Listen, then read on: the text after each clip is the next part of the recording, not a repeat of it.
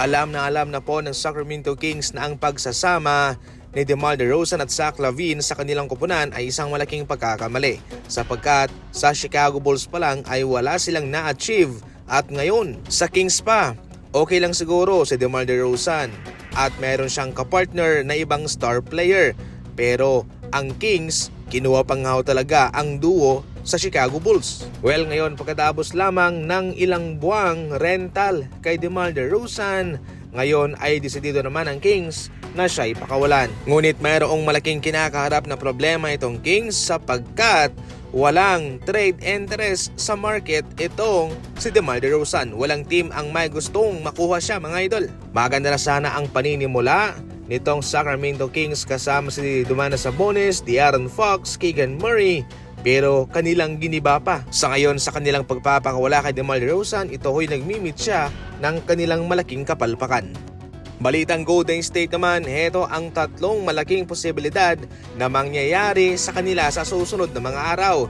Unang-una, mga idol, mataas po ang tsansa ng Golden State Warriors na papirmahin ulit itong si DeAnthony Melton sa kanila. Healthy naman siya ngayon at naging maganda po ang record ng Golden State Warriors kasama siya. Porong negosyo lang para sa Golden State Warriors ang pag-trade sa kanya nung siya ay na-injured. Sa ngayon, handa ulit ang Warriors na magkaroon ng reunion sa kanya.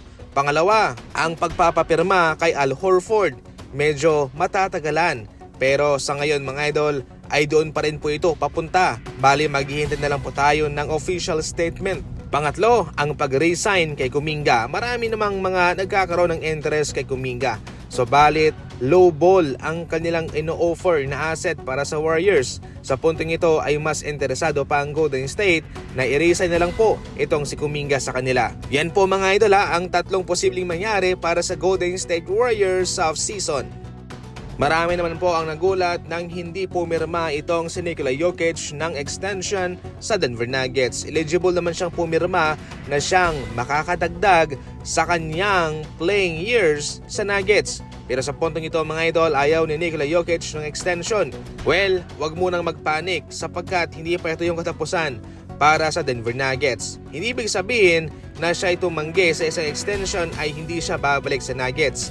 Gusto po ni Nikola Jokic ng panibagong kontrata. Yun ang kanyang tinatarget na posibleng makapagbigay pa ng mas malaking payday sa kanya kumpara sa kanyang extension.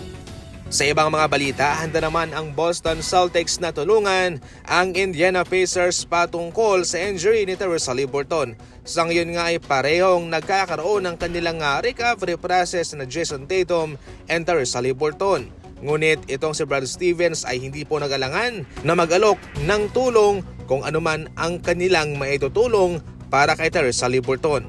Sabihan lang daw sila kung ano ang kinakailangan ng Indiana Pacers at hindi sila magdadalawang isip na ibigay iyon. Ayon pa mismo kay Brad Stevens, ramdam namin kung ano ang nararamdaman ninyo sapagkat yan ay amin ang napagdaanan. Susuotin naman ni Michael Porter Jr. ang number 7 para sa kanyang jersey number sa Brooklyn Nets. Number 1 po ang jersey number ni Michael Porter Jr. sa Denver Nuggets. Pero ngayon, number 7 na ang kanyang susuotin na former jersey number ni Killian Hayes. Yung number 1 ay ginagamit ni Russell. Pero since nasa Mavericks na sa ngayon si Russell ay walang gumagamit nito. Pero para mismo kay Michael Porter Jr. ay gusto niya ng pagbabago para sa kanyang bagong team.